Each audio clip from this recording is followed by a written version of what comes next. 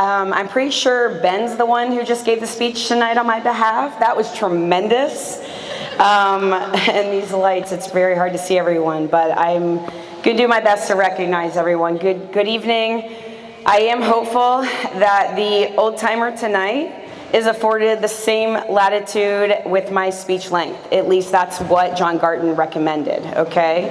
I assure you, though, that I will not be as long as Larry Starr back in the day, no offense. But I do have a lot of things and a lot of people to thank. I was also asked by Esau tonight if I'd be dropping any F-bombs, so I will try to do my best to meet your expectations. Incidentally, Ben, I did drop my entire speech while you were talking, so I'm hoping the pages are still in order. Let me start. Hey, babe, Chad said as I sat on the couch flipping through channels on the TV. Nova just posted a job for the head swimming coach position. That's great, I said, half listening as I flipped through the channels. He tells me it's men and women, Division II, and they build a brand new 50-meter pool. Okay, at first you had my interest, now you have my attention. My head shot up in his direction and my eyes lit up with the prospect of so many variables. Before I could even say another word or ask any questions, I jumped up off the couch to grab my laptop to see what the state of my resume was in, which was in disarray and unpolished. It was a day I will never forget, in which I not only share with you tonight, but never imagined I would start a legacy that lives on today. You see, in that year, in 2008, I was volunteering at the University of Miami. I was teaching survival swimming with Infant Swimming Resource, or ISR for short. My husband's job had moved us from Gainesville, Florida a year earlier, where I'd been an assistant coach for 6 years with the Florida Gators and coaching athletes like Ryan Lochte. At the time, in 2008, we were living in a high-rise on the 33rd floor in Brickell. Yes, one day we will tell our kids we used to be cool. I'd been waiting for an opportunity like this, a diamond in the rough, a gem of an opportunity, so to speak, and I never expected it to be right under our noses and in our backyard. My arrival to NSU was met with exhilarating anticipation, unbridled excitement, and a daily hint of jitters for what I was embarking on back in 2009 at 31 years old as a brand new head coach. I sat there hoping that my previous experience had prepared me. My first day is one I'll never forget, arriving at my office in a now repurposed building with only a pad of paper and a pen. I remember looking down at my office supplies and questioning what would the next year unveil? What would be my next steps? Who would entrust me to lead them? Will my direct reports see my ambition and commitment? These questions, maybe sometimes doubts, threaded my daily thoughts. What transpired over the next 7 years was nothing short of remarkable, to which I attribute to the trust, ambition, and commitment of the student athletes who became the first NSU swimming sharks, who did, in fact, trust me, my assistant Ben at the time, and as well as the commitment from Mike and the administration. The first year alone, if you can imagine, I housed recruits in hotels, as well as plan their entire recruiting weekend around them, which entailed spending it only with me, explaining the culture and the success I envisioned. We had no returning athletes to rely on for this, as you find in established programs. Traveling across Florida, recruiting across the United States, making contacts with international recruits, and even having been lucky to be the recipient of a divisional move at the University of New Orleans, resulting in many transfers, was the blended recipe that would ultimately become the first team of swimmers to come through Nova Southeastern University. My responsibility was enormous. My expectations were even bigger. The resources we were provided rivaled Division I programs. A 50-meter pool with a separate diving well provided endless opportunities for long course meters and short course yards. A new dryland facility built in my first 2 years that allowed for even more out-of-the-water training. Even a sit-down meeting with then President Ray Ferrero, a gangbuster of a man and a leader, affording me the opportunity to request an increase of our initial 5 scholarships on the women's side and 4 scholarships on the men's side to reach the NCAA maximum of 8.1 on both sides. In that meeting, Chancellor Ferrero asked me why I needed 8.1 scholarships. Very direct. I looked right at him and said, so we can compete with the other D2 schools that were winning NCAAs. No sooner that I finished that sentence did I receive a done from Ray and a figurative, then literal, ink signature. This changed everything for us in the spring of 2011. Coming from Iceland, Sweden, England, Russia, the US, I can't help but mention our 6 NCAA champions, as well as others that made an impact on the NSU swimming program. 12 national champion honors in total. Aaron Black, a Florida Gulf Coast University transfer, a fellow Hall of Famer whose last-minute appearance behind the blocks before the start of her races would always nearly give me a stroke. But made her an NCAA champion in the 500 free 2 years in a row in 2012 and 2013. Oscar Nordstrand, a transfer from Wayne State and the king of distance training, who one day asked for 3,000 more meters to add to our 12,000 long course meter practice just to hang his hat on 15,000 meters total volume.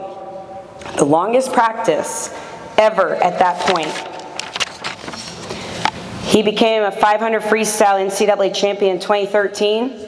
Incidentally, he went on a 6-mile run after that practice. Running seems to be a theme here. Courtney DeVenny, whose journey to Nova was not easy, but came away a 2-time NCAA champion in her signature 400 IM, both her freshman year under me in 2015 and senior year under Ben.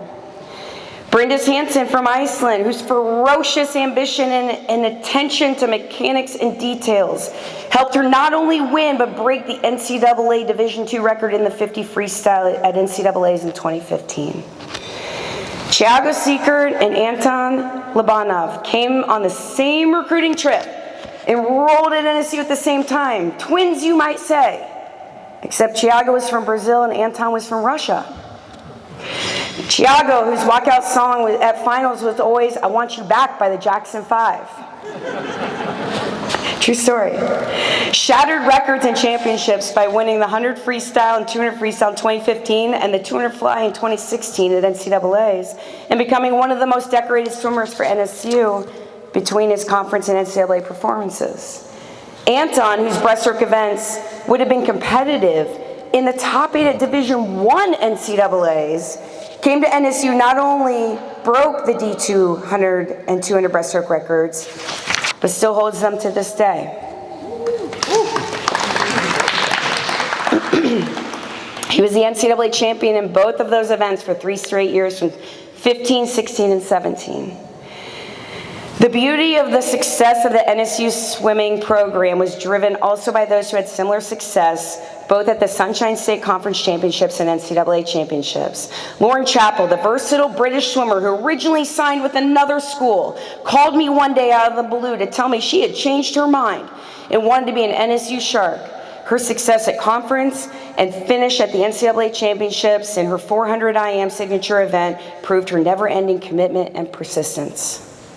Jim Shelley, a Virginia native whose patient persistence chipped away each year to become the top seed at finals in the 100 fly his senior year and achieve a lifetime best time to cap off an epic successful career. Esau Simpson. His story goes without saying. An aspiring swimmer from the small country of Grenada, who went on to qualify for the 2012 Olympic Games in London and 2013 World Championships in Barcelona while breaking the Grenadian national record in the process. His success throughout his career has led to his induction this evening. These and endless more athletes, some here tonight, made NSU swimming the team and culture it became. a Sunshine State Conference championship in 1 year on the men's side, as Ben spoke about, with the women deciding not to be outdone, going from last to first, going toe-to-toe with both teams winning that very next year. An epic celebration jumping in the pool with both teams was an experience that's forever ingrained in my memory for decades to come. So what was the secret behind the rise of this program? Winning was a way of life at NSU. It still is. While we were winning as a team, there were other teams winning. Women's golf, men's golf, rowing, baseball, the list goes on. There were winning student athletes, such as our amazing inductees this evening, Lauren Boudreau in rowing. Did I say running? Boy, that just seems to sit in the back of my head. Rowing, Abby Giddings in golf, Daniel Robinson in basketball, Esau Simpson, of course, in swimming. All of which were student athletes while I was here, and there were many more. There were also winning coaches at the helm. Kevin Marsh, Greg Brown, Leanne Freeland, Brian Hagopian, Amanda Brown, and my good friend and mentor, John Garten, to name a few. As I said, winning was a way of life. For us, it was watching our colleagues and peers have success at the conference and national level, and we wanted the same results. As Mike said earlier this morning and tonight, we stood on the shoulders of those that came before us. It was winning in the pool, winning in the classroom, and winning in life. NCAA champions, Sunshine State champions, even a Wilma Rudolph Award recipient. I am grateful and humbled to have been able to lead this program from day one, and those special athletes to the Sunshine State Conference championships, the NCAA championships, and even the Olympic Games. So I have some thank yous tonight. First and foremost, the biggest thank you I have to give is to Mike Momini. At the time of my hire, few athletic directors could open their minds to having a woman lead a men's and women's program.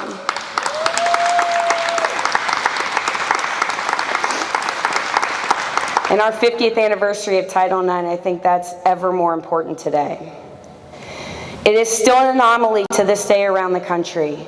Mike did his research, brought me on board, and allowed me to run, sometimes wild, with a brand new program from scratch. Something I, and maybe he, had never imagined or envisioned, let alone accomplished previously. Again, Mike's decision to hire a female to lead a men's and women's program was something that even today few athletic directors have the foresight to do. His foresight to see the potential in the best candidate regardless of gender or status quo was groundbreaking. Subsequently, his mentorship and ultimate friendship has made an impact on myself and those who have been under his tutelage, whether as a colleague, student athlete, or staff member. For the record, Mike, yes, swimmers do party hard, and yes, we did have a hard night last night. But bringing it back, he consistently supported myself, my assistants, and this team. Chancellor Ferrero,